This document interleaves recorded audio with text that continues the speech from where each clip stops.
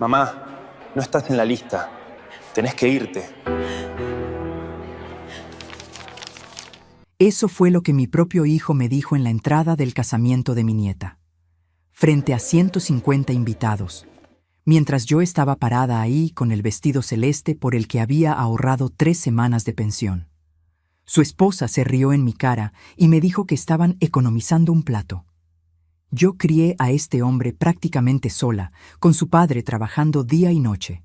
Y cuando Marcelo ya era adulto, casado y con hijos, Roberto murió y me dejó sola completamente. Le di todo. Les dejé vivir en mi departamento durante 12 años, y así me pagó. Pero lo que ellos no sabían era que su crueldad les iba a costar todo lo que tenían. Porque cuando llegué a casa esa noche, hice una llamada telefónica que cambiaría nuestras vidas para siempre. Esta es la historia de cómo la humillación de una madre se convirtió en el ajuste de cuentas de una familia. Y si alguna vez te traicionaron las personas por las que sacrificaste todo, necesitas escuchar lo que pasó después. La puerta del salón de fiestas estaba a 3 metros de mí.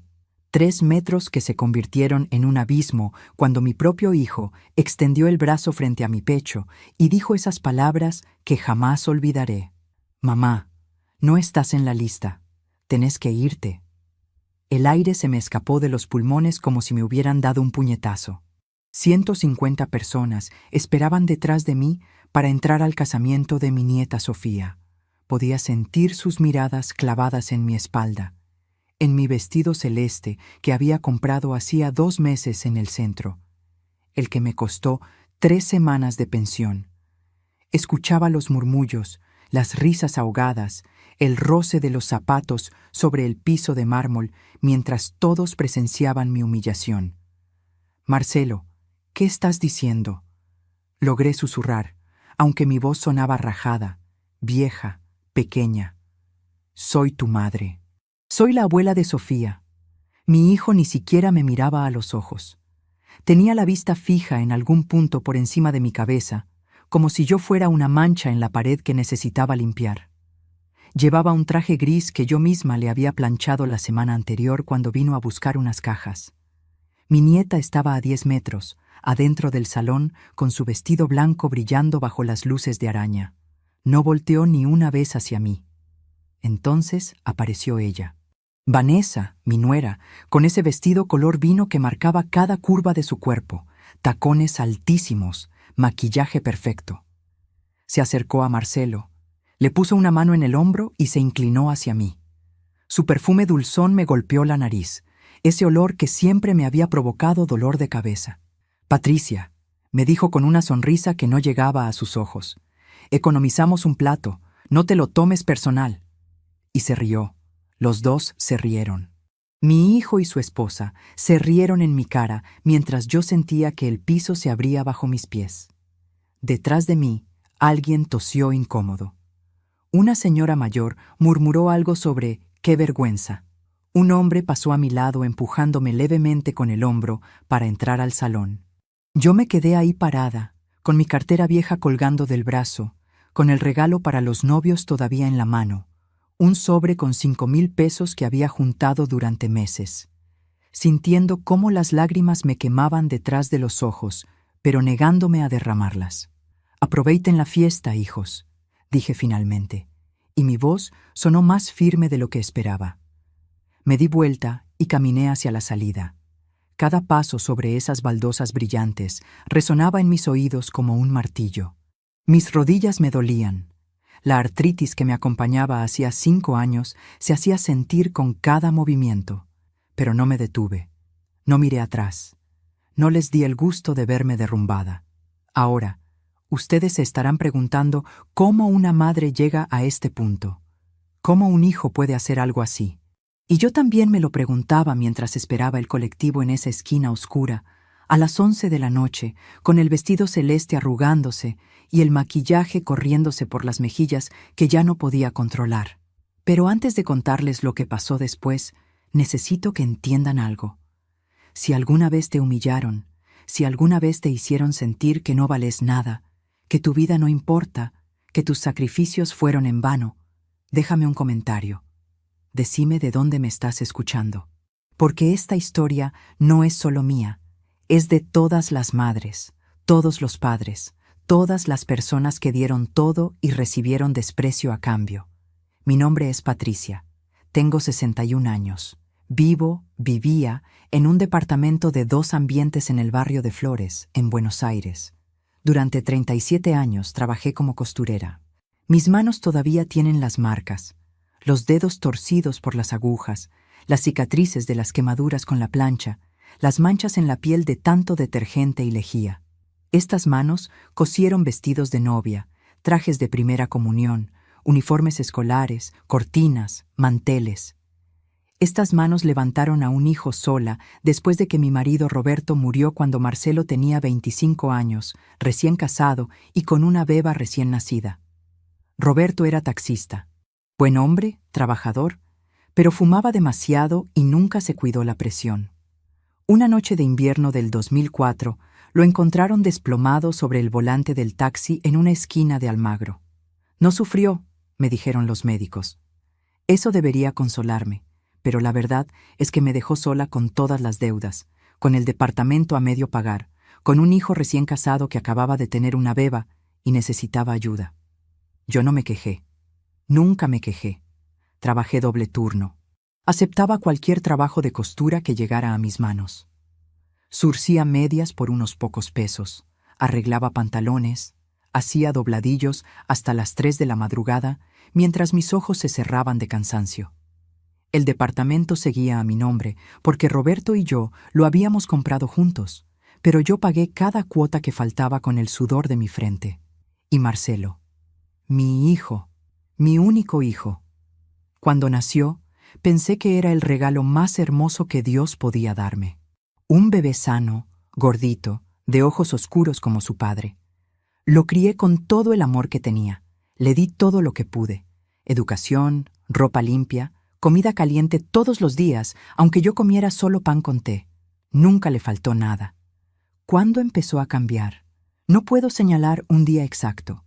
Fue gradual, como cuando las paredes de tu casa empiezan a agrietarse y vos no te das cuenta hasta que el pedazo de revoque te cae en la cabeza.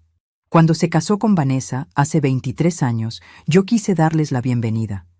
Pensé que era una buena chica, un poco arreglada para mi gusto, pero joven, bonita, con ganas de salir adelante.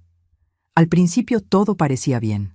Nacieron los mellizos primero, Tomás y Julián, hace 22 años. Después vino Sofía, mi nietita hermosa, hace 20 años. Yo los cuidaba cuando Vanessa tenía que trabajar. Los llevaba a la plaza, les hacía la comida, les cosía la ropa. Marcelo trabajaba en una empresa de repuestos de autos, no ganaba mucho. Vanessa trabajaba medio día en una perfumería. «Mamá», me dijo Marcelo un día, hace 12 años, «no podemos pagar más el alquiler. ¿Podemos quedarnos unos meses con vos?» ¿Qué iba a decirle? Era mi hijo. Eran mis nietos. El departamento era chico, de 2 ambientes, pero hicimos lugar. Yo dormía en el sofá. Ellos usaban mi pieza. Los nenes dormían en colchones en el piso del living. «Son solo unos meses, mamá», me decía Marcelo. Los meses se convirtieron en años. Al principio ayudaban con algo de plata para la comida. Después ya no. Vanessa empezó a tratarme como si yo fuera la empleada doméstica. Dejaba la ropa sucia tirada esperando que yo la lavara. Se quejaba de mi comida. «Patricia, esto está muy salado. Patricia, no me gusta el guiso. Patricia, los nenes quieren milanesas, no sopa». Marcelo no decía nada, solo se encogía de hombros y miraba el televisor. Yo seguía trabajando, pero cada vez menos. Mis ojos ya no eran los mismos. La máquina de coser vieja que tenía empezó a fallar. Los clientes preferían los locales del centro, donde hacían todo más rápido. Mi pensión apenas alcanzaba para ayudar con los gastos de la casa que ahora era de 5 personas. «Mamá», me dijo Vanessa un día, hace 3 años, «¿por qué no pones el departamento a mi nombre y a nombre de Marcelo? Así, cuando vos ya no estés, no hay problemas con trámites ni nada. Es más simple». Algo en mi pecho se apretó cuando escuchó eso. Era la primera vez que alguien me hablaba de mi muerte como si fuera un trámite administrativo molesto. Pero no dije nada. Solo negué con la cabeza. El departamento queda como está, dije. Vanessa apretó los labios y salió de la cocina dando un portazo. Desde ese día, las cosas empeoraron. Dejaron de hablarme, salvo para pedirme cosas. Los nenes también empezaron a tratarme diferente. Sofía, que antes me abrazaba y me llamaba Abulinda, ahora apenas me miraba. Un día la escuché hablando con una amiga por teléfono. Sí, vivimos con mi abuela. Es re incómodo. No podemos hacer nada porque ella está siempre ahí. Me dolió. Dios sabe cuánto me dolió. Pero pensé que era solo una etapa, que ya se les pasaría. Hace 6 meses, Sofía anunció que se casaba. Tenía 20 años recién cumplidos. Se había puesto de novia con un muchacho llamado Cristian, que trabajaba en un supermercado. No era el futuro que yo hubiera soñado para ella, pero ¿quién era yo para opinar? Me emocioné. Pensé que tal vez, en el casamiento, en un día tan especial, mi familia volvería a tratarme como lo que era. La abuela, la madre, la persona que había dado todo por ellos. ¿Puedo ayudar con algo para el casamiento?, le pregunté a Vanessa una tarde. Ella ni siquiera levantó la vista del celular. No, Patricia, ya está todo organizado. ¿Necesitan plata? Tengo algunos ahorros que podría... No necesitamos tu plata, me cortó Marcelo desde el sillón. Ya está todo pago, mentira. Yo sabía que era mentira porque los escuchaba discutir por las noches sobre el dinero, sobre cómo iban a pagar el salón, la comida, el fotógrafo, pero no insistí. Una semana antes del casamiento, noté algo extraño. Vanessa hablaba por teléfono constantemente sobre la lista de invitados. Escuché nombres de gente que yo ni conocía. Tías lejanas, primos terceros, vecinos del edificio donde vivíamos hacía años. Pero nunca escuché mi nombre. ¿A qué hora tengo que estar el sábado?, le pregunté a Marcelo 3 días antes del evento. Él me miró con fastidio. ¿Para qué? Para el casamiento de Sofía. Soy la abuela. Ah, sí, te avisamos. Nunca me avisaron. El día del casamiento, me vestí sola en el baño, me maquillé como pude con el rímel viejo que tenía guardado, me puse los zapatos que me lastimaban los juanetes. Tomé el sobre con los 5,000 pesos que había juntado peso por peso durante meses. Tomé el colectivo sola hasta el salón que quedaba en Caballito, a 40 minutos de casa. Y así llegué a esa puerta. A esos 3 metros que se convirtieron en un abismo. Mi hijo extendiéndome el brazo como si fuera una extraña. Mi nuera riéndose. Economizamos un plato. 150 personas mirándome como si fuera basura. Cuando llegué de vuelta al departamento esa noche, pasada la medianoche, la casa estaba vacía. Todos se habían ido a la fiesta. Me senté en el sofá que había sido mi cama durante 7 años. Miré alrededor, los muebles que yo había comprado con mi trabajo, las cortinas que yo había cosido, el televisor que yo había pagado en cuotas, la mesa donde habíamos comido juntos miles de veces, y algo dentro de mí se rompió. Pero no como un plato que cae y se hace pedazos, sino como una cadena oxidada que finalmente cede.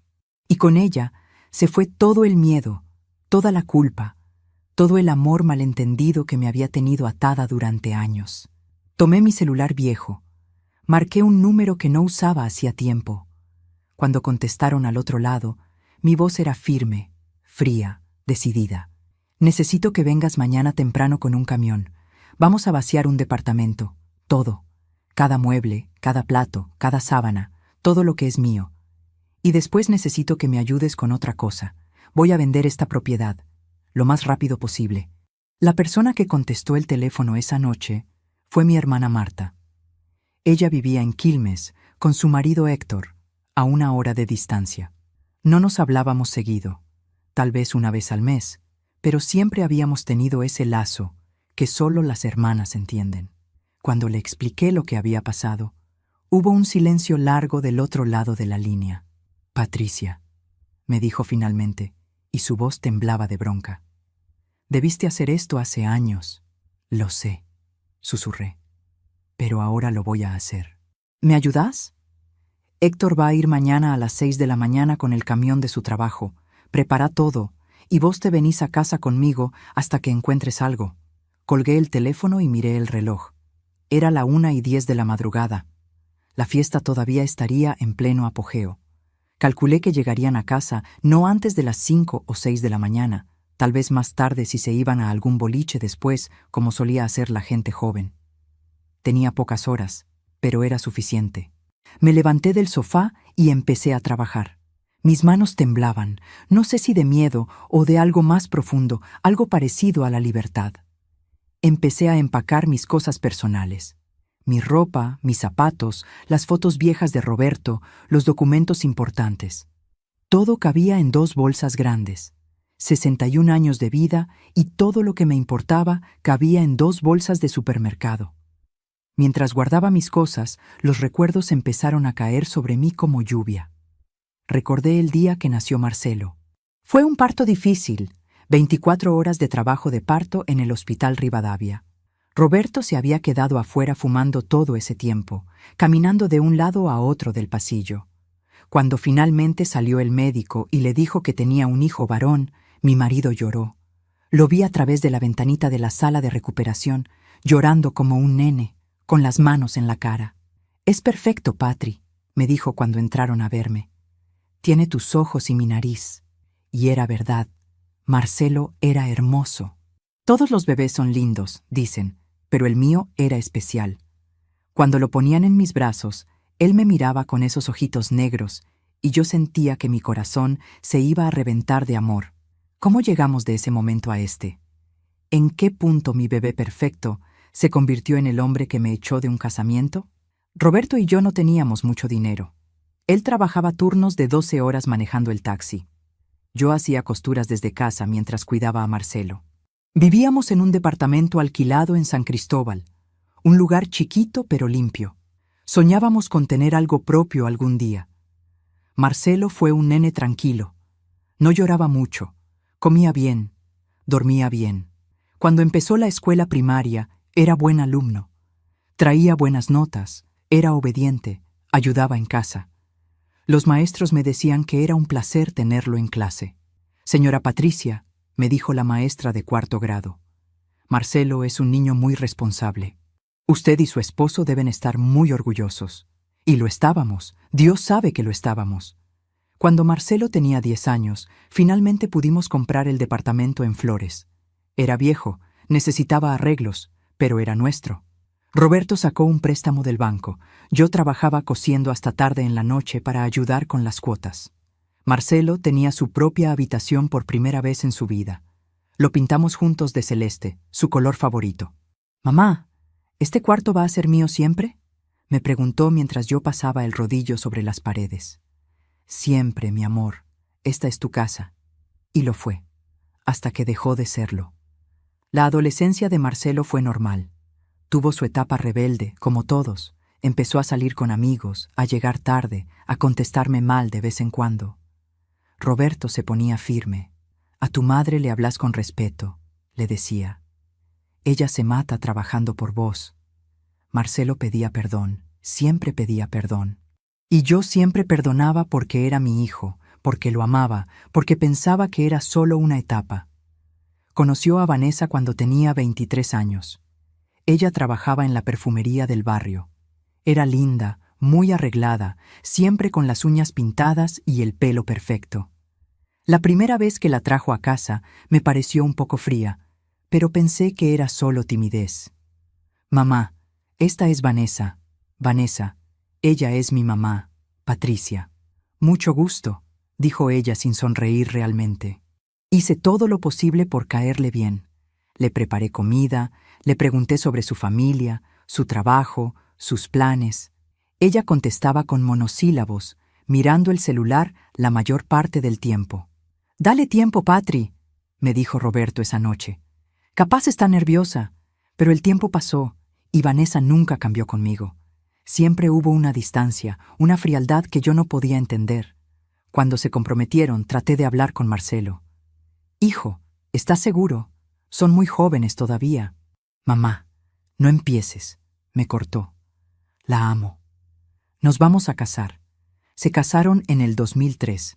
Yo cosí mi propio vestido para ese casamiento porque no teníamos plata para comprar uno. Vanessa ni siquiera me lo agradeció. En las fotos de ese día, ella sonríe brillante al lado de Marcelo. En las pocas fotos donde aparezco yo, mi sonrisa parece forzada. Tal vez ya sabía, en algún lugar profundo de mi ser, que esta mujer me iba a traer problemas. 2 años después nacieron los mellizos, Tomás y Julián. Y 2 años más tarde llegó Sofía. Cuando Marcelo me llamó desde el hospital para decirme que era una nena, lloré de felicidad. Mi primera nieta. Fui al hospital corriendo, con un osito de peluche que había comprado en el mercado. Vanessa estaba en la cama, pálida y cansada, con la bebé en brazos. ¿Puedo cargarla?, pregunté tímidamente. Vanessa me la pasó sin decir nada. Sofía era diminuta, rosadita, con un mechón de pelo negro. Cuando la tuve en mis brazos, sentí ese mismo amor desbordante que había sentido cuando nació Marcelo.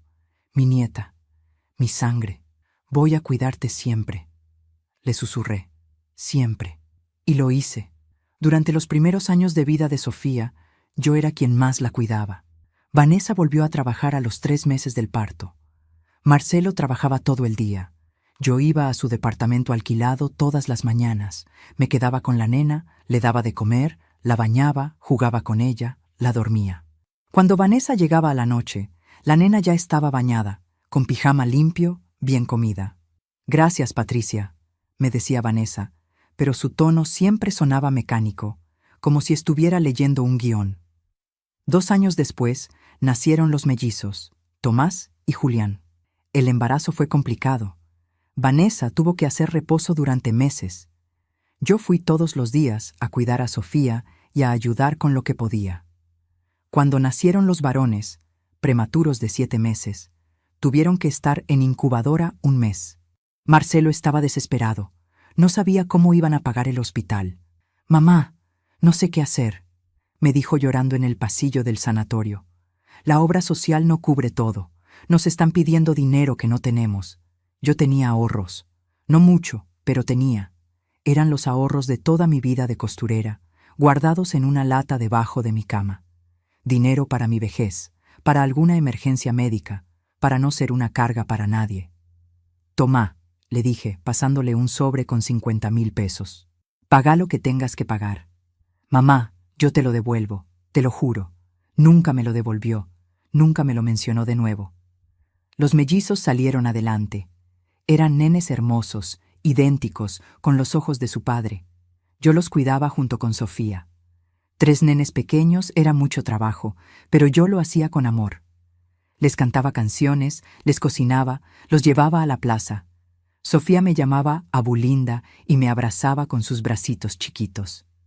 «Te quiero, Abu», me decía. «Yo también te quiero, mi vida.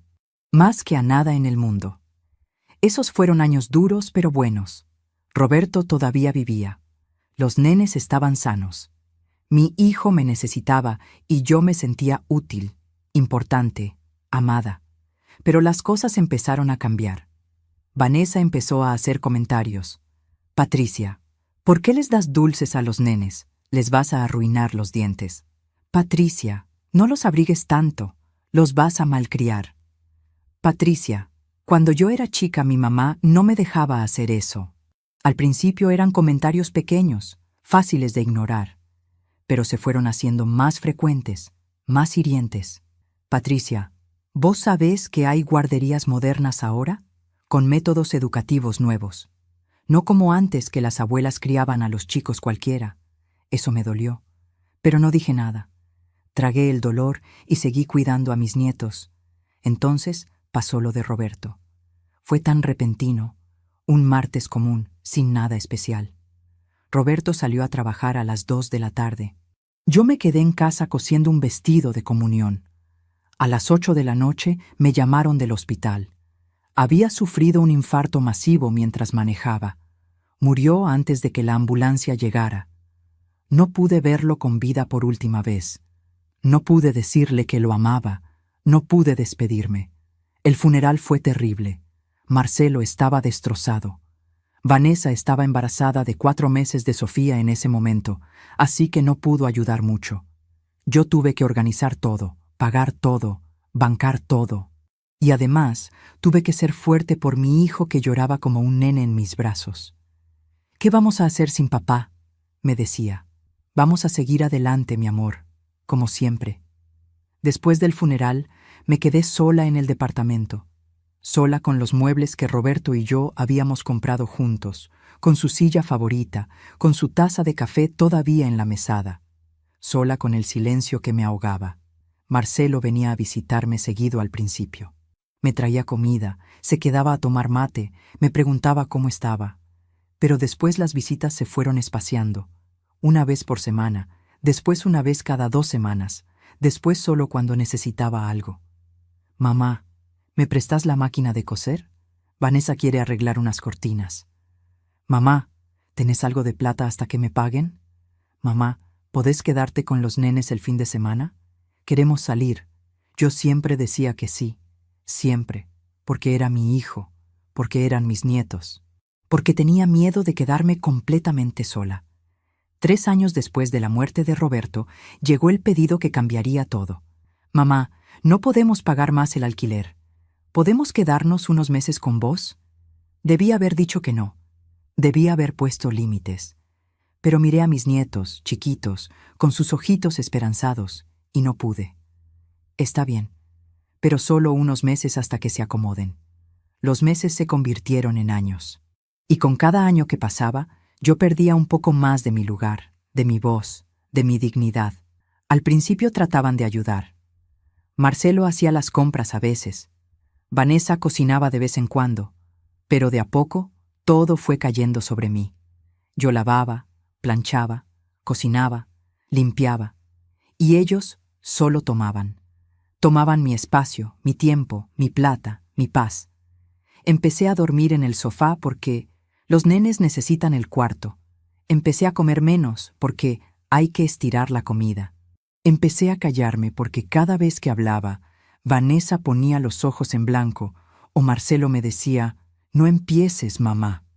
Los nenes crecían y yo me volvía invisible. Sofía dejó de abrazarme. Los mellizos ni siquiera me saludaban cuando llegaban de la escuela.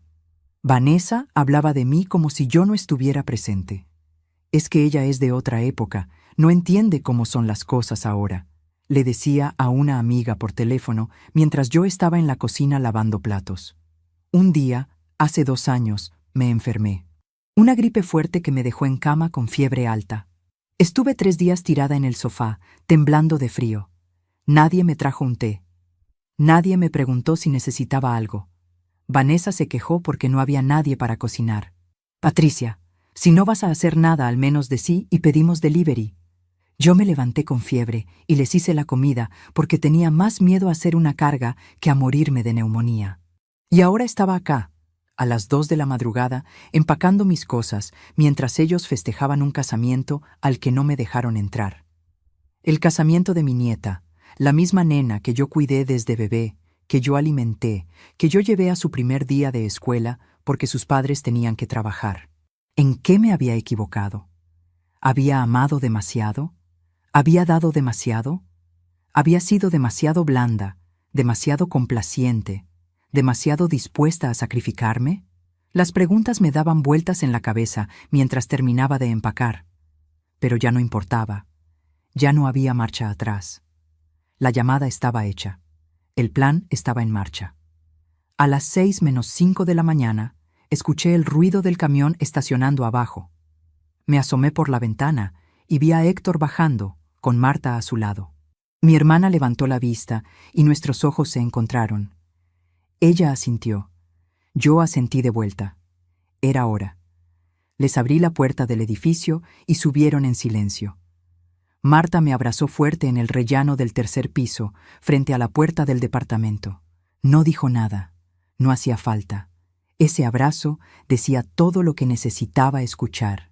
Héctor traía 2 muchachos con él, empleados de la empresa de mudanzas donde trabajaba como encargado. Les expliqué rápido y en voz baja. Todo lo que está en esta lista es mío. Los muebles del living, la mesa del comedor, las sillas, la heladera, el lavarropas, la cama matrimonial, el ropero, el televisor, la biblioteca, las ollas, los platos, las sábanas, las toallas, todo. Lo único que dejan son los colchones del piso donde duermen los varones y la ropa de ellos. Nada más. ¿Estás segura, Patricia?, me preguntó Héctor. Porque una vez que saquemos todo, no hay vuelta atrás. Me quedé mirándolo. Héctor era un buen hombre, casado con mi hermana hacía 30 años. Siempre me había tratado con respeto, con cariño. En ese momento vi preocupación genuina en sus ojos. Pero también vi algo más. Vi que él entendía, que él sabía que esto era necesario. Estoy segura, dije, y mi voz no tembló. Empezaron a trabajar. Yo me senté en el alféizar de la ventana, mirando cómo desarmaban mi vida pieza por pieza. El sofá donde había dormido durante 7 años salió primero. Después la mesa donde habíamos comido juntos miles de veces. Las sillas que Roberto había comprado en una liquidación del 11. La biblioteca que yo misma había pintado de blanco hacía 10 años. Cada mueble que salía por esa puerta era un recuerdo. Pero también era una cadena menos. Con cada viaje al camión, yo me sentía más liviana y más pesada al mismo tiempo. Liviana porque me estaba liberando. Pesada porque sabía que lo que estaba haciendo no tenía vuelta atrás. Marta trabajaba a mi lado, envolviendo los platos en papel de diario, guardando las ollas en cajas. ¿Cuándo fue que te diste cuenta?, me preguntó en voz baja. ¿Cuándo fue que supiste que tenías que hacer esto? Me quedé pensando. La verdad es que había sido un proceso largo, una acumulación de 1000 pequeñas crueldades que se fueron apilando como ladrillos hasta formar un muro que me aplastaba. Pero hubo momentos específicos, momentos donde algo dentro de mí gritó, «Basta», aunque yo no quisiera escucharlo. ¿Te acordás cuando me internaron el año pasado?, le dije a Marta. Por la presión alta. Ella asintió. Yo había estado 3 días en el hospital. La presión se me había disparado a 18,11. El médico dijo que era estrés, que tenía que cuidarme, descansar, evitar situaciones que me alteraran. Marcelo vino a verme solo una vez. Continué sintiendo el nudo en la garganta. Una sola vez en 3 días. Se quedó 20 minutos. Vanessa ni apareció. Los nenes tampoco. Cuando me dieron el alta y volví a casa, nadie había limpiado nada. La pileta de la cocina estaba llena de platos sucios. Había ropa tirada por todos lados. La basura estaba desbordada. Cerré los ojos, reviviendo ese momento. Llegué del hospital, todavía con el brazalete puesto, con la receta de las pastillas en la mano, mareada, cansada. Y Vanessa estaba sentada en el sillón pintándose las uñas. Me miró y me dijo, «Ah, llegaste. Menos mal, no hay nada para comer. Hace algo rápido que tengo que salir». Marta dejó de envolver platos y me miró con una mezcla de horror e ira. «¿Y vos qué hiciste?» «Hice la comida», dije, y mi voz sonó rota. Me puse el delantal sobre la ropa del hospital y les hice la comida, porque tenía miedo de que se enojaran, porque tenía miedo de quedarme sola, porque pensaba que si yo no servía para nada, no tenía derecho a ocupar espacio en mi propia casa. Pero ese no fue el único momento. Hubo otros. Cada uno un clavo en el ataúd de mi dignidad. Recordé el día de mi cumpleaños 60. Yo no esperaba una fiesta ni nada grande, pero esperaba algo, una torta, aunque sea comprada, una tarjeta, un abrazo, algo que me dijera que importaba, que me veían, que recordaban que yo existía. Ese día me desperté temprano en el sofá, como siempre. Hice el desayuno para todos. Esperé que alguien me dijera «Feliz cumpleaños». Marcelo se fue a trabajar sin decir nada. Vanessa salió con las amigas. Los nenes se fueron a la escuela. Pasó el día entero. Llegó la noche. Todos cenaron la comida que yo había preparado. Nadie dijo nada. A las 11 de la noche me encerré en el baño y lloré en silencio con la mano en la boca para que nadie me escuchara. Lloré por mí, por la mujer que había sido y la mujer en que me había convertido. Lloré por Roberto, que no estaba ahí para abrazarme. Lloré por los 60 años que habían pasado tan rápido y por todos los cumpleaños que me quedaban, que probablemente serían iguales o peores que este. Pero creo que el momento que realmente me quebró por dentro, el momento donde algo se rompió de forma definitiva, fue hace 3 meses, 2 meses antes de la humillación del casamiento. Yo había estado ahorrando en secreto. Guardaba pesito a pesito de mi pensión. Me saltaba comidas para que sobrara un poco más. No me compraba nada, ni siquiera remedios cuando me hacían falta. Durante 2 años junté 53,000 pesos. Los tenía escondidos en una caja de zapatos en el fondo del ropero, envueltos en una bolsa. Era mi plan de escape, mi red de seguridad, mi posibilidad de alquilar una piecita en algún lado si las cosas se ponían peor. Un día llegué de hacer las compras y algo me hizo revisar el escondite. La caja seguía ahí, pero cuando la abrí, estaba vacía. Alguien había sacado todo el dinero. Sentí que me faltaba el aire. Revisé de nuevo, pensando que tal vez me había equivocado de caja, pero no, era esa, y estaba vacía. Salí del cuarto temblando. Vanessa estaba en el living mirando el celular. Tenía puesto un conjunto nuevo, ropa deportiva de marca que yo nunca había visto. «Vanessa», logré decir, aunque mi voz sonaba lejana. «¿Viste plata en una caja en mi ropero?» Ella levantó la vista con fastidio. «Ah, sí. Marcelo la encontró. Pensamos que la tenías ahí guardada para gastos de la casa. La usamos para pagar unas cosas que necesitábamos. Yo me compré ropa para el gimnasio. Marcelo se arregló el auto. Los nenes necesitaban zapatillas nuevas. Pero ese era mi dinero», susurré. «Eran mis ahorros. Patricia, vivís acá gratis. No pagas alquiler. Lo menos que podés hacer es aportar para los gastos. No seas egoísta». Egoísta. Me llamó egoísta por querer conservar los ahorros de 2 años que había juntado saltándome comidas. No grité, no lloré, no reclamé. Solo me di vuelta y volví a mi cuarto. Esa noche, acostada en el sofá, mirando el techo en la oscuridad, algo dentro de mí murió. O tal vez no murió, sino que despertó. Algo frío, duro, que había estado dormido durante demasiado tiempo. «Basta», dije en voz alta en la oscuridad. «Hasta aquí». Pero el miedo todavía era más fuerte que la bronca. El miedo a quedarme sola, a no tener a dónde ir, a ser una carga. Entonces no hice nada. Seguí tragando, seguí soportando. Seguí muriendo un poquito cada día, hasta el casamiento, hasta esa puerta, hasta esas palabras. «Mamá, no estás en la lista. Economizamos un plato». Ahí fue cuando el miedo se rompió. Cuando la humillación pública, frente a 150 personas, fue demasiado. Cuando mi hijo me echó como si yo fuera basura. Cuando mi nuera se rió en mi cara.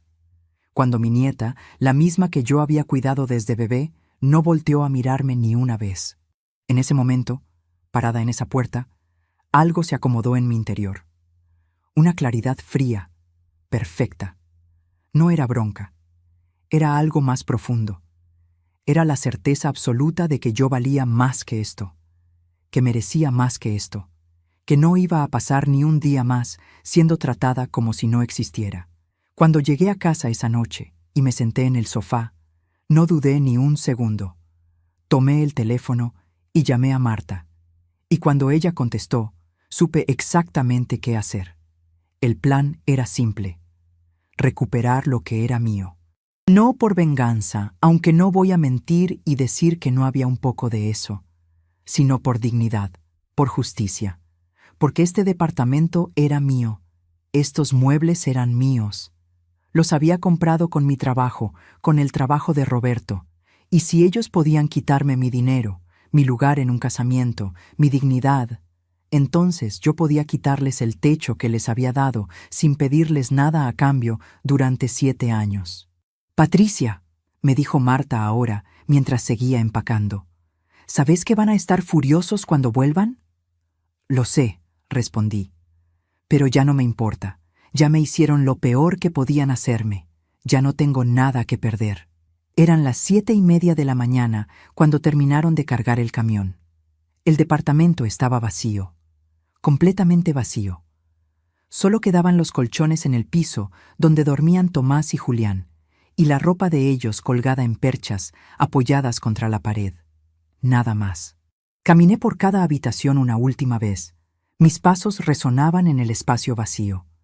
El living donde había cosido durante 30 años. La cocina donde había preparado miles de comidas.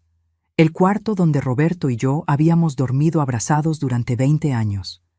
Y donde después durmieron mi hijo y mi nuera mientras yo me quedaba en el sofá. No sentí tristeza. Sentí algo parecido al cierre, como cuando terminas de leer un libro que te gustó, pero que ya no tiene más páginas. Saqué de mi cartera los papeles del departamento, la escritura que Roberto y yo habíamos firmado hacía tantos años, el título de propiedad que estaba a mi nombre, solo a mi nombre, porque Roberto había muerto antes de que termináramos de pagarlo. Acaricié el papel gastado, amarillento. Había hablado con un abogado hacía 2 días, después del incidente de la lista de invitados, cuando empecé a sospechar lo que podía pasar. El abogado me había dicho que tenía todo el derecho de vender la propiedad, que ellos no tenían ningún papel que los protegiera, que habían estado viviendo ahí por mi buena voluntad, pero que legalmente eran inquilinos sin contrato y yo podía desalojarlos cuando quisiera. ¿Cuánto puede tardar la venta?, le había preguntado. Si bajamos el precio un poco, en 1 mes podemos tener comprador. El mercado está movido. 1 mes. 30 días para cerrar este capítulo de mi vida para siempre. Tomé mi celular y marqué el número del abogado. Doctor Ramírez, habla Patricia Acosta. Quiero que ponga el departamento en venta hoy mismo y quiero que prepare una notificación de desalojo. Les doy 30 días para que encuentren otro lugar. ¿Está segura, señora Patricia? Es una decisión importante. Nunca estuve más segura de nada en mi vida. Colgué y me guardé el celular en el bolsillo. Marta me esperaba en la puerta con mis 2 bolsas. ¿Lista?, me preguntó. Miré una última vez el departamento vacío, las paredes que guardaban décadas de recuerdos, el piso que Roberto había lustrado, la ventana por donde entraba el sol cada mañana. «Lista», dije. Bajamos al camión. Héctor arrancó el motor. Mientras nos alejábamos por las calles todavía oscuras de flores, sentí algo que no había sentido en años. No era felicidad exactamente. Era algo más profundo, más sólido. Era libertad. Eran las 8:30 de la mañana. En algún lugar, mi hijo y su familia todavía estarían durmiendo, cansados de la fiesta.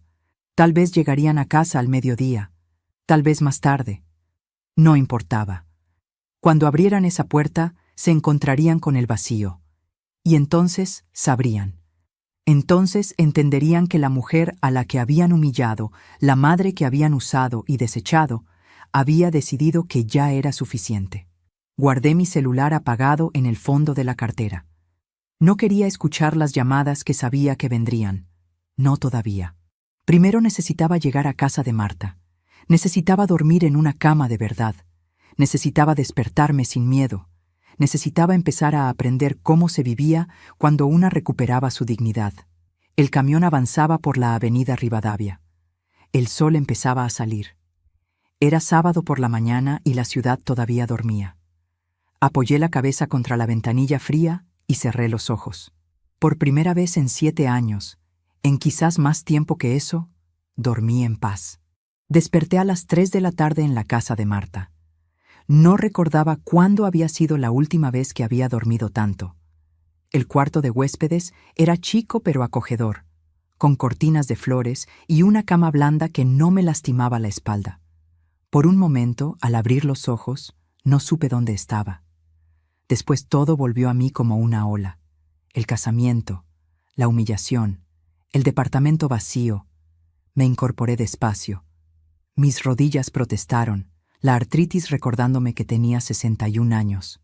Pero por primera vez en mucho tiempo, el dolor físico no venía acompañado de ese otro dolor, ese que vivía en el pecho y me apretaba cada vez que respiraba. Encontré a Marta en la cocina preparando mate. «¿Cómo dormiste?», me preguntó, pasándome el mate. «Como no dormía hace años», admití. El celular seguía apagado en mi cartera. Marta me miró. «¿Cuándo lo vas a aprender?». «Todavía no». «Deja que se den cuenta primero. Deja que sientan un poquito de lo que yo sentí». Pero la curiosidad me comía por dentro. Necesitaba saber. A las 4 de la tarde, finalmente saqué el celular y lo prendí. Tardó unos segundos en conectarse a la red. Después empezaron a llegar las notificaciones, una tras otra. Mensajes, llamadas perdidas, mensajes de audio. 32 llamadas perdidas de Marcelo. 18 de Vanessa. 47 mensajes de texto. 20 mensajes de audio. Abrí los mensajes de texto primero. Los primeros eran de las 2 de la tarde. Mamá, ¿dónde estás? Mamá, ¿qué pasó con las cosas? Mamá, contesta el teléfono. ¿Qué hiciste? Los mensajes después se volvían más desesperados, más furiosos. Esto es un robo. Vas a tener problemas con la justicia. Devolvé todo lo que te llevaste. Sos una loca, una vieja loca y amargada. Ese último era de Vanessa. Sonreí sin humor. Vieja loca y amargada. Tal vez tenía razón. Tal vez hacía falta estar un poco loca para hacer lo que había hecho. Abrí los mensajes de audio. La voz de Marcelo sonaba desencajada, casi histérica. Mamá, no entiendo nada.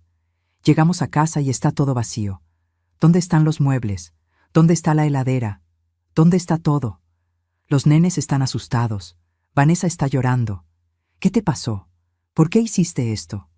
Llámame urgente. Urgente. Otro mensaje. Este más tarde. La voz más controlada pero con ese tono amenazante que conocía bien. Mamá, esto no tiene ningún sentido. Sé que estás enojada por lo del casamiento, pero fue un malentendido.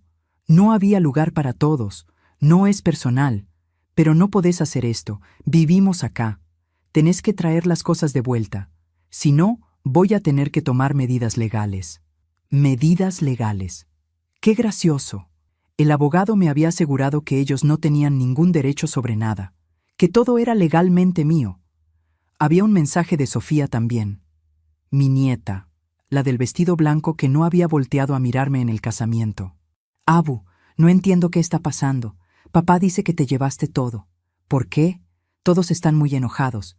Por favor, habla con ellos. Sentí un pinchazo en el pecho leyendo ese mensaje. Pero no era suficiente para hacerme dudar. No después de todo. Marta se sentó a mi lado. ¿Qué vas a hacer? Voy a contestar, pero a mi manera. Escribí un solo mensaje.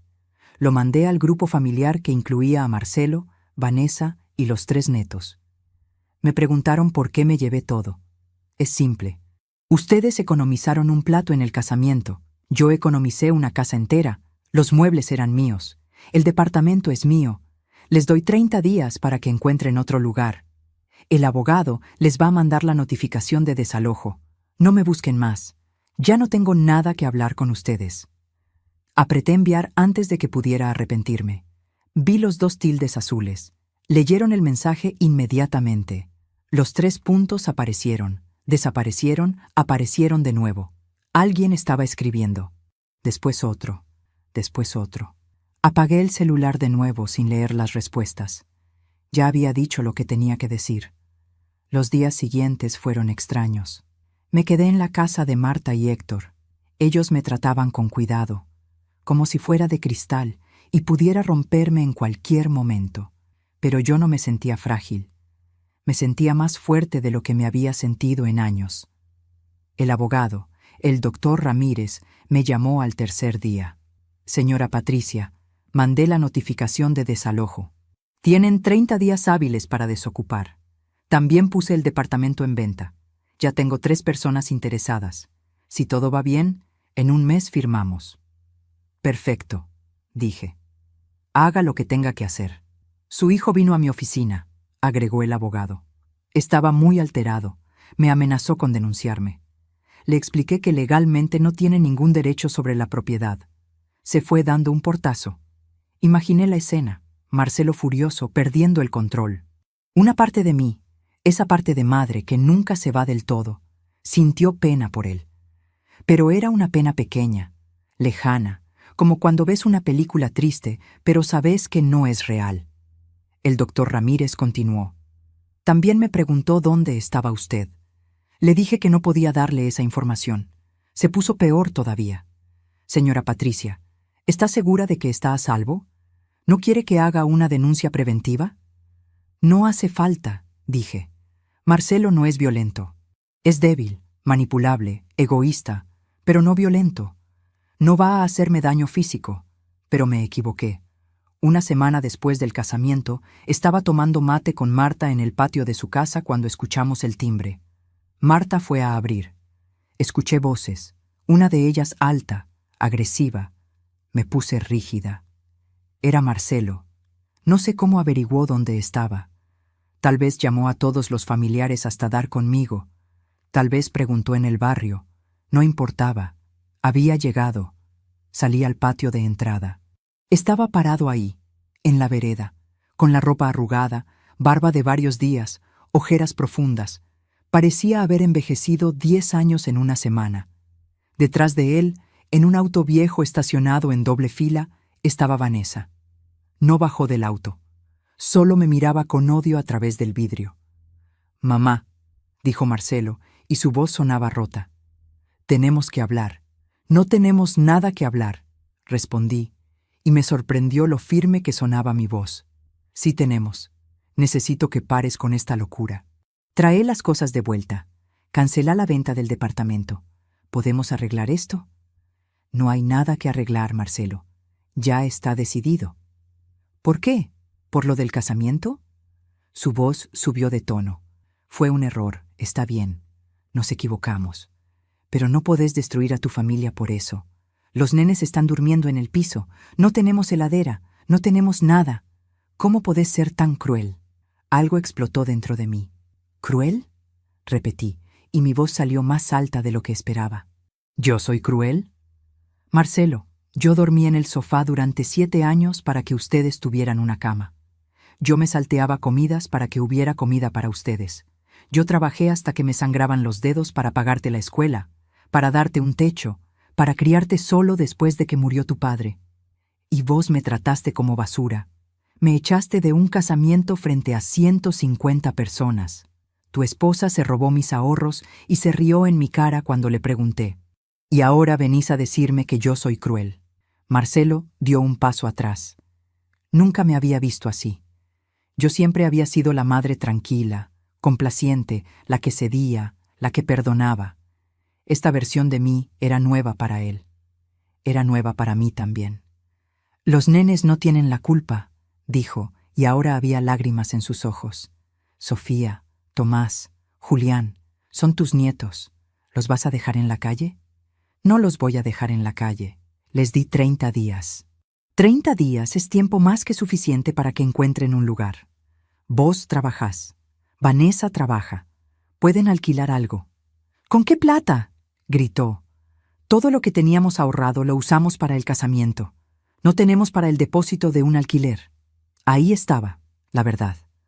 Habían gastado todo en una fiesta, en un casamiento de una nena de 20 años, que probablemente no duraría ni 2 años. Habían gastado todo en impresionar a gente que no les importaba. Y me habían dejado afuera para economizar un plato. «Ese no es mi problema, Marcelo», dije, y cada palabra me costaba, pero las dije igual. «Ustedes tomaron sus decisiones. Ahora tienen que vivir con las consecuencias». «¿Y nosotros qué?», gritó más fuerte. «¿Somos descartables? ¿Tu único hijo es descartable?» «Yo fui descartable para vos primero», respondí, y mi voz se quebró un poco. «Yo fui descartable cuando me sacaste de la lista, cuando tu esposa se rió de mí, cuando me trataste como una empleada en mi propia casa, cuando dejaste que me robaran, cuando no viniste a verme al hospital, cuando te olvidaste de mi cumpleaños. Yo fui descartable para vos durante años, y lo acepté porque eras mi hijo, porque te amaba. Pero hay un límite, Marcelo, y vos lo cruzaste». Las lágrimas corrían por mi cara ahora. Marta estaba detrás de mí, una mano en mi hombro.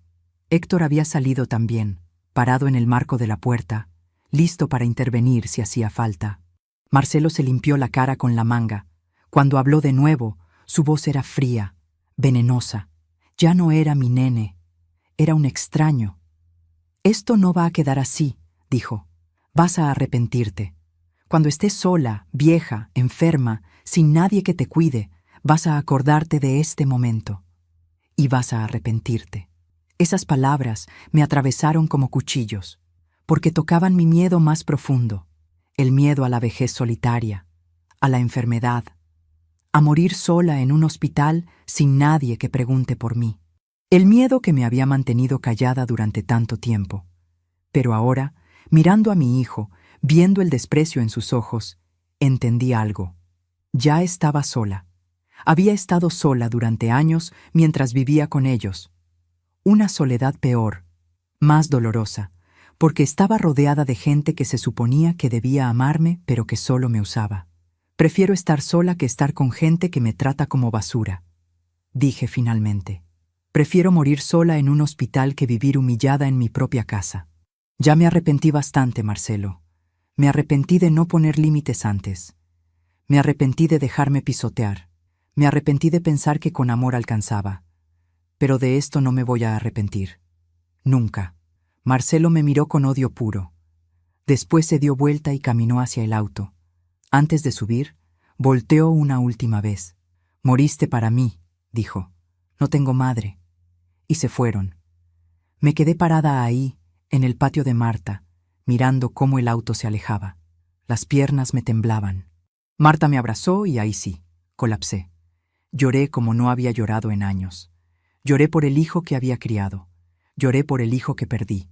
Lloré por la familia que pensé que tenía y por la familia que nunca existió realmente. Pero entre las lágrimas había algo más, algo sólido, inquebrantable, alivio, porque por primera vez en mi vida había elegido mi dignidad sobre el miedo, había elegido respetarme a mí misma, aunque eso significara perder todo lo demás. Y esa elección, por dolorosa que fuera, era mía. Esa noche, Marta me preparó un té de tilo. «¿Estás bien?», me preguntó. «No», admití, «pero voy a estarlo». El abogado me llamó 2 días después. «Señora Patricia, tengo buenas noticias. Encontré comprador para el departamento, una pareja joven. Ofrecen efectivo. Podemos cerrar en 2 semanas». «Adelante», dije. «También me enteré de algo más», agregó el doctor Ramírez.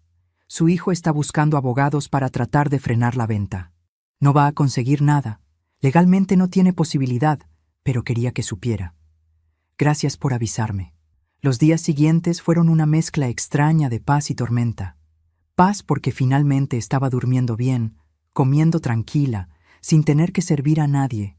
Tormenta porque los mensajes seguían llegando. Ya no los leía, pero llegaban. Marcelo, Vanessa, hasta los nenes me mandaban mensajes.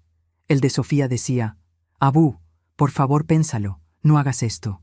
Papá está muy mal, mamá está deprimida. Los mellizos lloran todas las noches. ¿No te importamos?». Me importaban.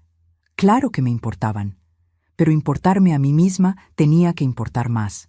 El día 28 desde el casamiento, 2 días antes de que se cumpliera el plazo del desalojo, el doctor Ramírez me llamó. «Firmamos pasado mañana. Los compradores están listos. Señora Patricia, necesito que venga a la inmobiliaria a las 10 de la mañana. Y le sugiero que traiga a alguien con usted. Su hijo sabe que es ese día. Podría aparecer». «Ahí voy a estar», dije. El día de la firma amaneció frío. Era principios de agosto y Buenos Aires estaba en pleno invierno. Me puse mi tapado mejor, el que había usado en el casamiento, y me miré en el espejo.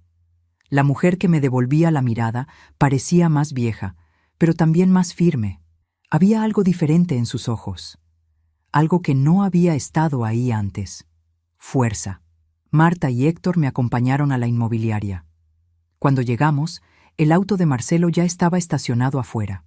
Se me heló la sangre, pero respiré hondo y entré. Marcelo estaba adentro, discutiendo con el doctor Ramírez. Vanessa estaba sentada en una silla, los brazos cruzados, la cara una máscara de furia. Cuando me vieron entrar, Marcelo se lanzó hacia mí. «No podés hacer esto», dijo. «Es mi herencia, es el futuro de tus nietos». «Es mi propiedad», respondí con calma, «y hago con ella lo que quiero». «Egoísta», escupió Vanessa. «Vieja egoísta y amargada. Te vas a morir sola y nadie va a ir a tu funeral». El doctor Ramírez intervino. «Señora, le voy a pedir que se retire o llamo a la policía. Esto es una propiedad privada y está alterando el orden». La pareja joven que compraba el departamento estaba sentada en un rincón, incómoda, mirando la escena. El escribano ya había llegado con todos los papeles. «Podemos empezar cuando quieran», dijo el escribano. Me senté en el escritorio, agarré la lapicera, miré los papeles. La escritura del departamento que Roberto y yo habíamos comprado con tanto sacrificio. El lugar donde había vivido 30 años de mi vida, donde había criado a mi hijo, donde había sido feliz y después profundamente infeliz. «No lo hagas», dijo Marcelo una última vez y su voz sonaba rota. «Por favor, mamá, no lo hagas». Levanté la vista y lo miré a los ojos. Vi al nene que había sido, al bebé gordito que había sostenido en mis brazos, al niño que me había dicho, «Te quiero, mami», miles de veces, al joven que había llorado en mi hombro cuando murió su padre, pero también vi al hombre que me había echado de un casamiento, que había permitido que su esposa me humillara, que había vivido en mi casa sin pagarme nada durante 7 años mientras yo dormía en el sofá, que me había robado mis ahorros, que me había llamado cruel.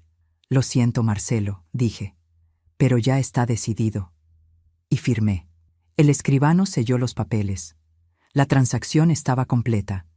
El departamento de Flores ya no era mío. Era de esa pareja joven que me miraba con una mezcla de lástima y incomodidad. En mi cuenta bancaria acababan de depositar 3.200.000 pesos. Era más dinero del que había visto junto en toda mi vida. Marcelo se quedó parado ahí, en medio de la inmobiliaria, como si no pudiera procesar lo que acababa de pasar. Vanessa lloraba en silencio, pero no eran lágrimas de tristeza. Eran lágrimas de rabia. El doctor Ramírez me pasó una copia de todos los papeles. «Señora Patricia, el desalojo sigue en pie. Tienen hasta mañana al mediodía para desocupar. Si no lo hacen, vamos con la policía». Marcelo finalmente reaccionó. Se acercó a la pareja joven. «Ustedes no entienden», les dijo con voz desesperada. «Ese es mi hogar. Yo crecí ahí. Mi padre murió en ese departamento. Mis hijos nacieron prácticamente ahí. No pueden comprarlo así nomás». El muchacho, que tendría unos 30 años, lo miró incómodo. «Disculpa, pero ya firmamos. Ya pagamos. Es legal». «No es legal», gritó Marcelo.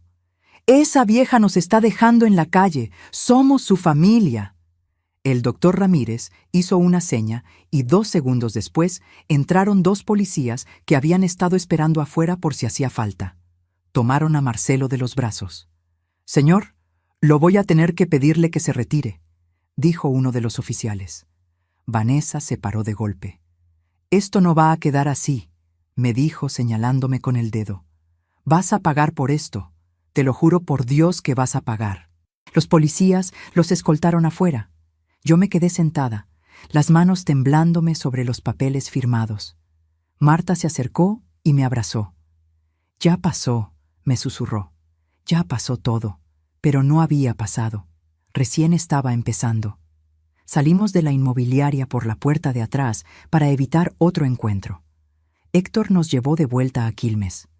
Durante todo el viaje, yo miraba por la ventanilla sin ver realmente nada. Había vendido mi casa, mi hogar de 30 años, el lugar donde había sido feliz con Roberto, el lugar donde había criado a mi hijo. ¿Había hecho lo correcto? Como si me leyera el pensamiento, Marta me apretó la mano. «Hiciste lo que tenías que hacer», dijo, «y estoy orgullosa de vos». Esa noche no pude dormir. Me quedé despierta en el cuarto de huéspedes, mirando el techo, preguntándome qué estaría pasando en el departamento. ¿Estarían empacando? ¿Estarían llorando? ¿Los nenes tendrían miedo? ¿Sofía me odiaría para siempre? A las 3:15 de la madrugada, mi celular sonó. Era un número desconocido. Dudé, pero contesté. «¿Hola?» Era la voz de Tomás, uno de los mellizos. Tenía 11 años. Sonaba asustado. «Abú, soy yo. Tomé el teléfono de mamá para llamarte». «Abú, tengo miedo. Papá y mamá están peleando, están gritando». Mamá tiró un plato contra la pared. «Julián está llorando. ¿Podés venir?» Se me cerró la garganta. Mi nietito, asustado, pidiendo ayuda. «Tomás, mi amor», dije, tratando de mantener la voz calma. «Escúchame bien.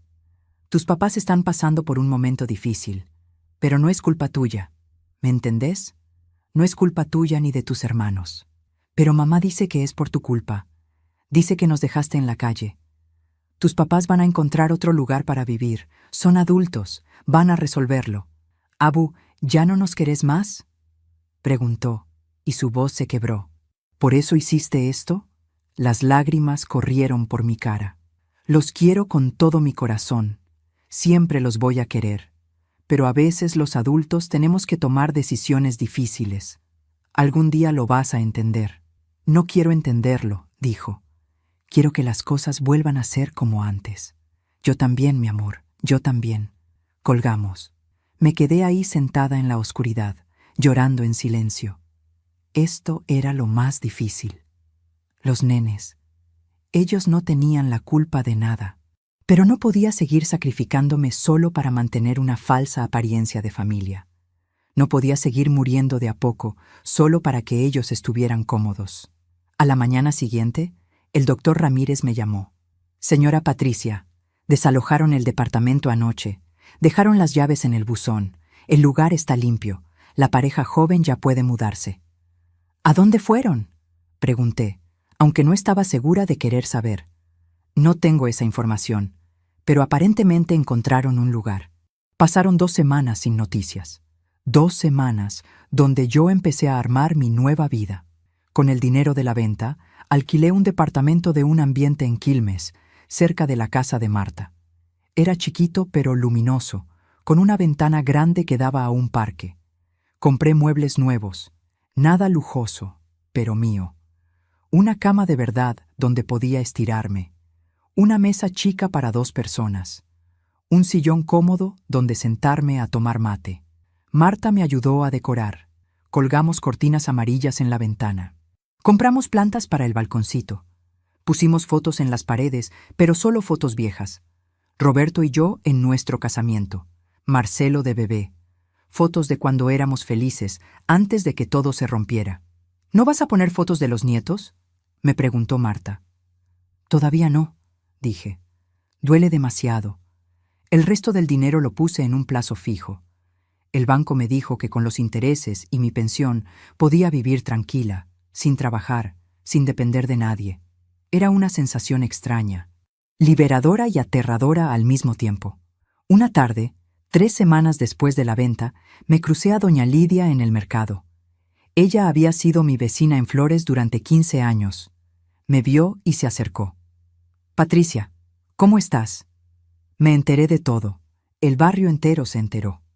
Estoy bien, Lidia, dije, aunque no estaba segura si era verdad. Tu hijo vino la semana pasada, continuó, bajando la voz como si estuviera compartiendo un chisme. Estaba con la familia. Alquilaron en un edificio del 11, en uno de esos departamentos viejos, de esos de pensión. 3 piezas, baño compartido. Vi el lugar cuando pasé por ahí. Es terrible, Patricia. Húmedo, oscuro. Los nenes tienen que ir a una escuela nueva. Sentí una punzada de culpa, pero también algo más, algo parecido a justicia. ¿Y Marcelo? ¿Cómo está? Mal, dijo doña Lidia. Muy mal. Perdió el trabajo hace una semana. Parece que no iba, llegaba tarde, estaba siempre de mal humor. Lo echaron. Vanessa tuvo que buscar trabajo de tiempo completo. Está en un supermercado, en la caja. El marido de Sofía, ese Cristian, parece que los está ayudando con algo de plata. Pero no les alcanza. No dije nada. No sabía qué decir. Mira a Patricia, continuó doña Lidia, y ahora su tono era diferente, más suave. Yo sé lo que pasó en el casamiento. Todos lo saben. La gente habla. Y si querés mi opinión, hiciste bien. Una cosa es ayudar a los hijos. Otra es dejar que te pisoteen. Tu hijo se lo buscó. Esas palabras me sorprendieron. Había esperado que la gente del barrio me juzgara, me llamara mala madre, cruel. Pero en los ojos de doña Lidia solo vi comprensión. Gracias, susurré. Cuídate, querida. Y no te sientas culpable. Los hijos tienen que aprender que las madres también somos personas. También tenemos límites. Me fui del mercado con las bolsas de las compras y el corazón más liviano. Tal vez no estaba tan sola como pensaba. Tal vez había más gente que entendía. Un mes después de la venta, el doctor Ramírez me llamó. Señora Patricia, su hijo me contactó. Quiere hablar con usted. Dice que se disculpa por cómo actuó en la inmobiliaria, que necesita hablarle. ¿Quiere que le pase su número? No, dije inmediatamente. Todavía no. Si quiere hablar conmigo, que me escriba, pero no estoy lista para verlo. Esa noche llegó un mensaje de Marcelo. Era largo. Lo leí sentada en mi sillón nuevo, con una taza de té en las manos. Mamá, sé que no tengo derecho a pedirte nada después de todo. Sé que te fallé. Sé que fui un mal hijo, perdí mi trabajo.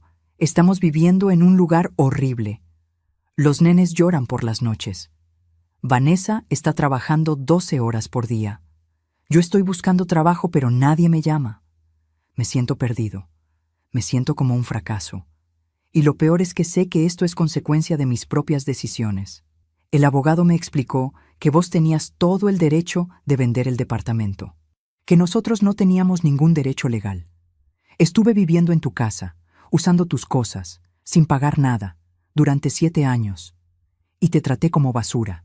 No tengo excusas. Vanessa me dice que soy débil, que debería haber puesto límites, que debería haber defendido mi casa. Pero no era mi casa. Nunca lo fue. Era la tuya. No te estoy pidiendo plata. No te estoy pidiendo que nos rescates. Solo quiero que sepas que lo siento y que ojalá algún día puedas perdonarme. Leí el mensaje 3 veces. Busqué rabia en mi corazón, pero solo encontré cansancio y una tristeza profunda. Mi hijo había tenido que perder todo para darse cuenta de lo que había hecho. Tal vez era la única manera. Tal vez el dolor era la única maestra que funciona con algunos. No le contesté ese mensaje. Todavía no estaba lista, pero lo guardé. Algún día, tal vez, podríamos hablar, pero tendría que ser diferente, con límites claros, con respeto, o no sería nada. Los meses pasaron. Yo me fui acomodando a mi nueva vida. Empecé a ir a un grupo de adultos mayores en el Centro Cultural de Quilmes. Ahí conocí a otras mujeres de mi edad.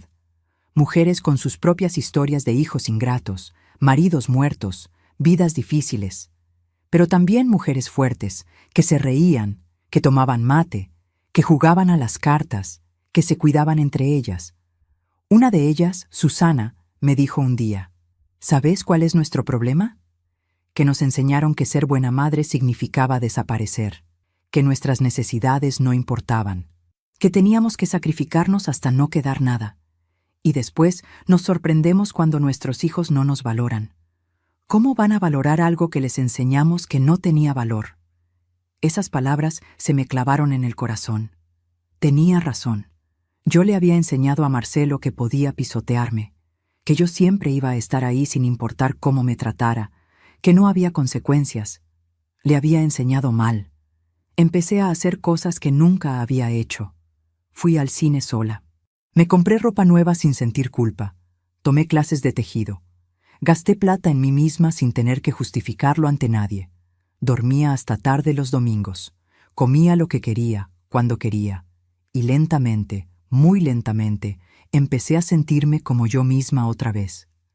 No la Patricia que había sido esposa. No la Patricia que había sido madre. Solo Patricia. Una mujer de 61 años que todavía tenía vida por delante. Una tarde de primavera, 4 meses después de todo, estaba tomando sol en una plaza cerca de mi nuevo departamento cuando vi a Sofía. Estaba sola, sentada en un banco, mirando el celular.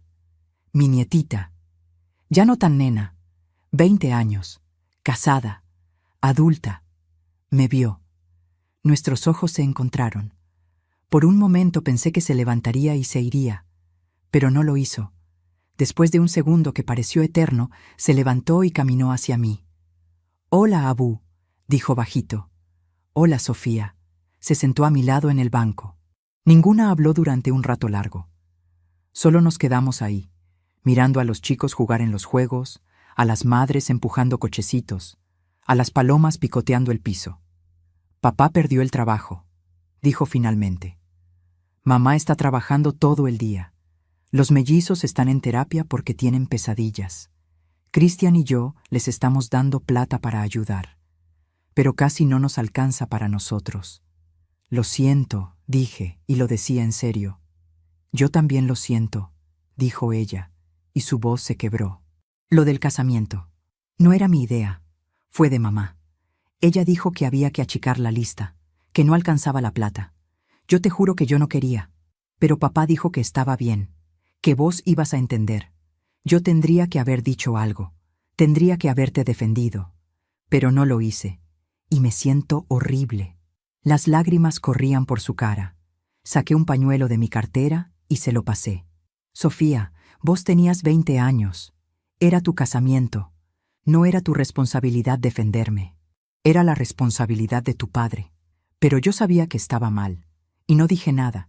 Y después, cuando te fuiste, cuando todos empezaron a hablar, yo seguía ahí adentro. Bailé, comí, me reí, como si nada. ¿Qué clase de persona hace eso? Una persona joven que estaba asustada, dije. Una persona que no quería arruinar su propia fiesta. No te merecías eso, sollozó.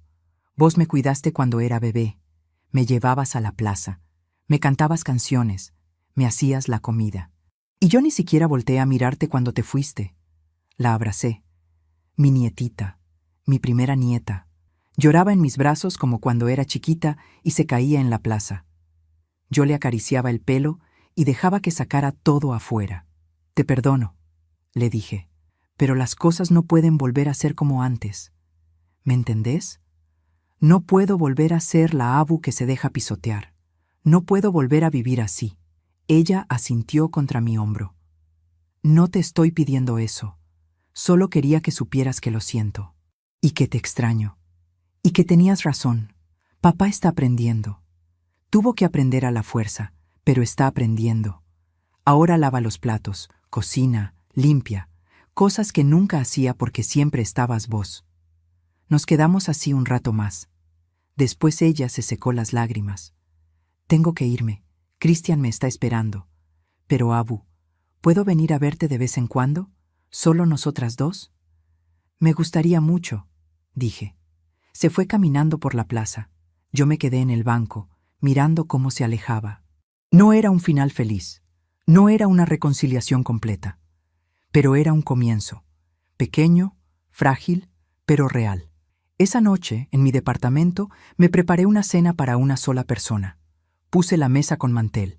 Serví la comida en mi plato nuevo. Me senté en mi silla, en mi mesa, en mi casa. Y por primera vez en años, comí en paz. Han pasado 14 meses desde aquella noche del casamiento. 14 meses desde que mi vida cambió para siempre. Estoy sentada en el balcón de mi departamento, tomando mate mientras el sol de la tarde entra por la ventana. Es otoño ahora. Las hojas del parque de enfrente están todas amarillas y naranjas. Siempre me gustó el otoño. Tiene algo de melancolía, pero también de belleza. Mi celular suena. Es un mensaje de Sofía. Abu, ¿puedo pasar mañana a las 4? Hace rato que no nos vemos. Sonrío. Sofía viene a visitarme cada 2 o 3 semanas. A veces trae facturas. A veces solo trae ganas de hablar. Nunca habla de dinero. Nunca me pide nada. Solo viene a estar conmigo. Y eso es suficiente. Le contesto. Acá te espero, mi amor. La relación con Sofía fue lo primero que se empezó a reconstruir. Lenta, cuidadosa, como cuando armás un plato roto y tenés que ir pegando cada pedacito con paciencia. No es la relación que teníamos antes, es diferente, pero tal vez es mejor. Ahora hay honestidad, hay respeto, hay límites claros. Los mellizos todavía no me hablan. Vanessa menos. Y Marcelo... Bueno, con Marcelo la cosa es complicada. Nos hemos visto 3 veces en este año. La primera fue hace 6 meses. Él me pidió, a través de Sofía, si podíamos encontrarnos en un café. Dudé mucho. Marta me dijo que no tenía obligación de verlo si no quería. Pero una parte de mí, esa parte de madre que nunca se va del todo, quería saber cómo estaba. Nos encontramos en un café de Constitución, un punto medio entre su lugar y el mío. Cuando llegué, él ya estaba ahí. Había envejecido. Más canas, más arrugas, los hombros caídos. Parecía más chico de alguna manera. O tal vez yo lo veía diferente ahora. Mamá, dijo cuando me vio, y se paró a medias, como si no supiera si debía abrazarme o no. Marcelo, respondí, sentándome frente a él sin tocarlo. Pidió 2 cafés. Ninguno sabía cómo empezar. Finalmente, él habló.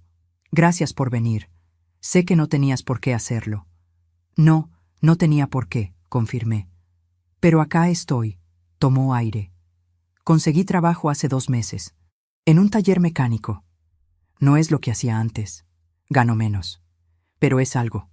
Vanessa sigue en el supermercado. Estamos ahorrando para mudarnos a algo mejor. El lugar donde estamos es muy duro. No dije nada. Solo esperé. Los nenes están mejor ahora. Tuvieron un tiempo difícil, pero se están adaptando. Sofía nos ayuda mucho. Cristian también. Son buenos chicos. Me alegro, dije, y era verdad. Mamá, yo... Se le quebró la voz. No sé cómo disculparme por todo. Fui un hijo horrible. Un hombre horrible. Te usé. Te falté el respeto. Dejé que Vanessa te tratara mal. Dejé que mis hijos te vieran como algo descartable. Y lo peor es que tardé en darme cuenta. Tuve que perder todo para entender lo que hice. Las lágrimas corrían por su cara. La gente en el café nos miraba de reojo. Yo me quedé quieta, tomando mi café, dejando que dijera lo que tenía que decir. Cuando llegamos a ese departamento del 11 esa primera noche, continuó, los nenes lloraban. No había camas. No había muebles. Solo había paredes húmedas y olor a humedad. Vanessa se encerró en el baño y lloró durante horas. Y yo me quedé ahí parado, mirando ese lugar horrible, y pensé, esto es lo que le hice a mi madre durante 7 años. La hice dormir en un sofá. La hice sentir que no tenía lugar. La hice invisible en su propia casa. Y recién ahí entendí. Tomó una servilleta y se limpió la cara. No te estoy pidiendo que me perdones. No merezco tu perdón. Solo quería que supieras que lo entiendo. Y que voy a tener que vivir con esta culpa el resto de mi vida. Lo miré a los ojos. Mi hijo. El bebé que había salido de mi cuerpo. El niño al que había criado con tanto amor. El hombre que me había destruido. Marcelo, dije finalmente, yo te perdono. Pero perdonarte no significa que las cosas vuelvan a ser como antes. No significa que puedas volver a mi vida como si nada hubiera pasado. Lo sé. Si querés que tengamos algún tipo de relación, continué, va a tener que ser diferente. Con respeto, con límites claros. Yo no voy a ser tu salvavidas. No voy a rescatarte cuando las cosas se pongan difíciles. No voy a darte dinero. No voy a cuidar a tus hijos. No voy a dejar que me uses otra vez. Asintió. Entiendo. Y está bien. Es lo que merezco. No lo hago para castigarte, le expliqué. Lo hago para cuidarme, porque tengo 62 años. Porque me quedan, si Dios quiere, 20, tal vez 30 años de vida. Y quiero vivirlos en paz. Quiero vivirlos con dignidad. Quiero importarme a mí misma tanto como me importaron los demás durante toda mi vida. Tenés razón, dijo. Tenés toda la razón. Terminamos el café. Cuando nos despedimos, nos dimos un abrazo breve, incómodo. No era el abrazo de antes, pero era un comienzo. Nos hemos visto 2 veces más desde entonces, siempre en lugares públicos, siempre por poco tiempo. Hablamos de cosas superficiales, mayormente. El clima, el trabajo, noticias del barrio. No hablamos de sentimientos profundos. No hablamos del pasado a menos que sea necesario. Y está bien así. Tal vez con el tiempo la relación pueda crecer. O tal vez esto es todo lo que puede ser. Y tengo que estar en paz con eso. La semana pasada, en el aniversario de la muerte de Roberto, fui al cementerio. Voy todos los años. Siempre sola. Limpio la lápida, le llevo flores, le hablo un rato. Le cuento cómo está mi vida. Ese día, cuando llegué, había alguien ahí. Era Marcelo. Estaba parado frente a la tumba de su padre, con un ramo de flores en la mano. Se sorprendió al verme. Mamá, no sabía que venías hoy. Vengo todos los años, dije. Siempre el mismo día. Nos quedamos ahí, los dos, mirando la lápida que decía Roberto Acosta, esposo amado, padre querido, 1955-2015. ¿Crees que papá estaría decepcionado de mí?, preguntó Marcelo de repente. Pensé la respuesta. Creo que estaría triste por cómo salieron las cosas. Pero también creo que estaría orgulloso de que estés tratando de cambiar. No sé si estoy cambiando lo suficientemente rápido, admitió. Vanessa está enojada conmigo todo el tiempo. Dice que soy débil, que debería haber peleado más por el departamento, que vos nos robaste. Sentí una punzada de bronca ante esas palabras, pero respiré hondo. No te robé nada, Marcelo. No podés robar lo que nunca fue tuyo. Lo sé, dijo rápido. Yo lo sé. Pero Vanessa, ella no lo ve así. Hemos tenido muchas peleas por eso. A veces pienso que nuestro matrimonio no va a sobrevivir esto. Eso es algo que tenés que resolver vos, dije. No es mi problema. Sonó duro. Tal vez lo fue. Pero era la verdad. Yo ya no podía cargar con los problemas de mi hijo. Tenía que cargar con los míos propios. Pusimos las flores juntos en el florero al lado de la lápida. Marcelo rezó un Padre Nuestro en voz baja. Yo solo me quedé ahí, con la mano en la piedra fría, recordando a Roberto.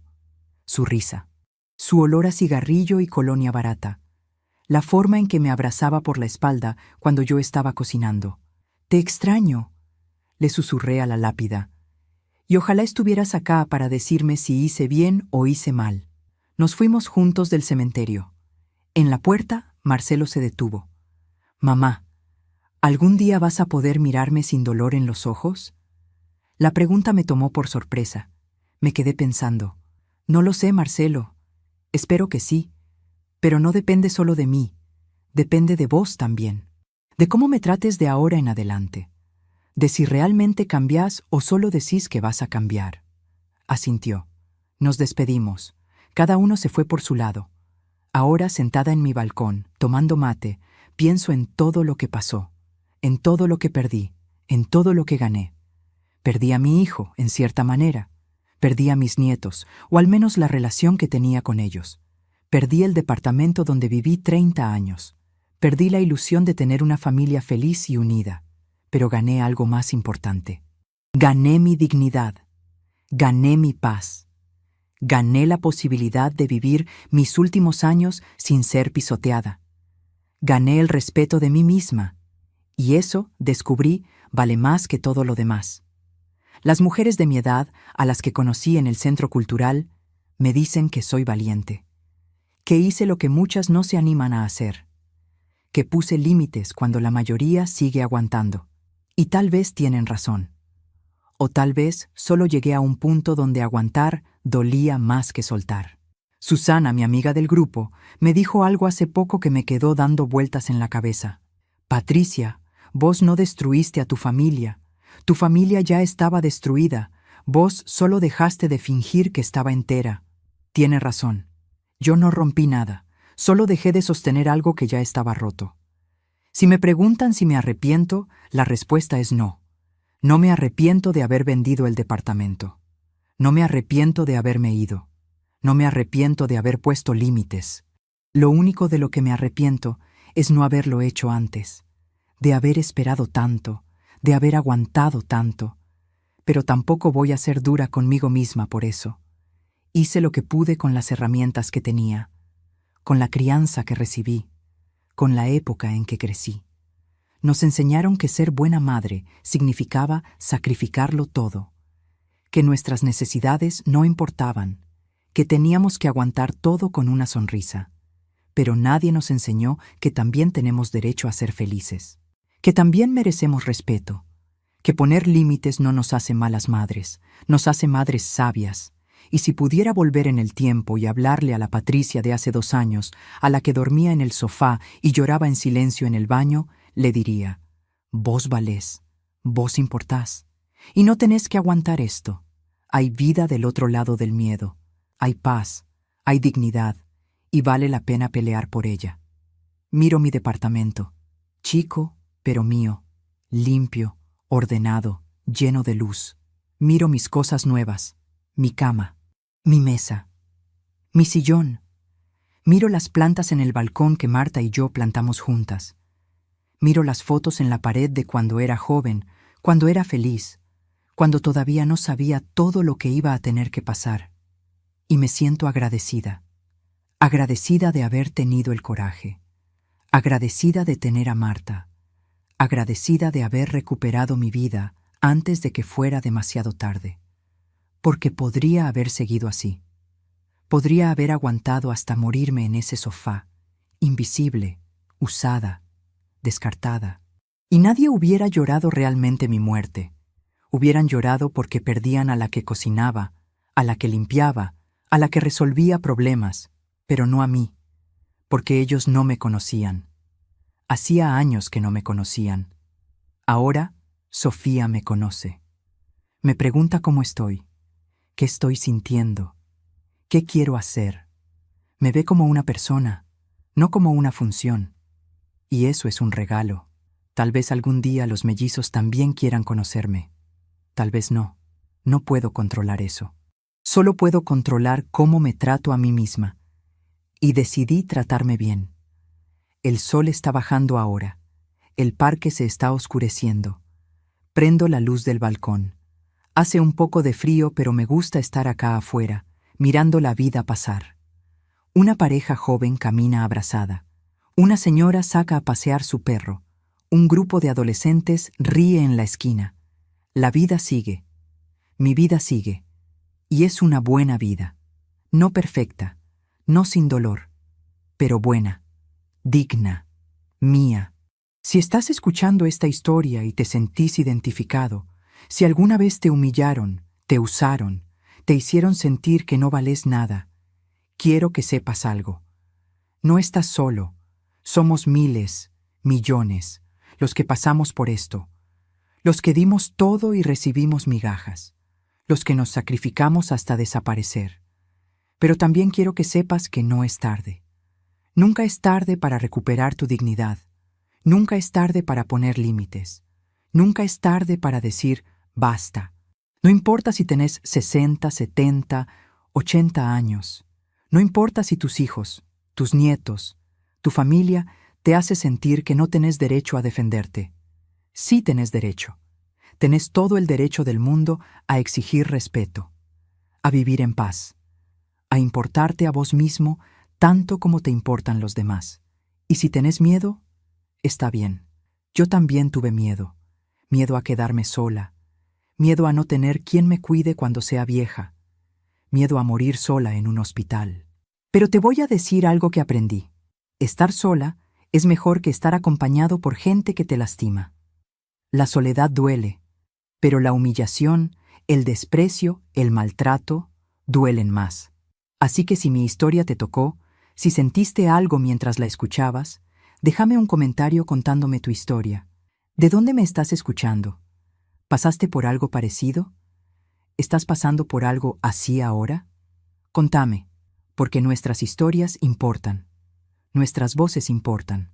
Y si conoces a alguien que esté pasando por esto, compártile este video. Tal vez sea el empujón que necesita para hacer un cambio. Tal vez no. Pero al menos va a saber que no está solo. Dale me gusta al video si te llegó al corazón. Suscríbete al canal para escuchar más historias como esta.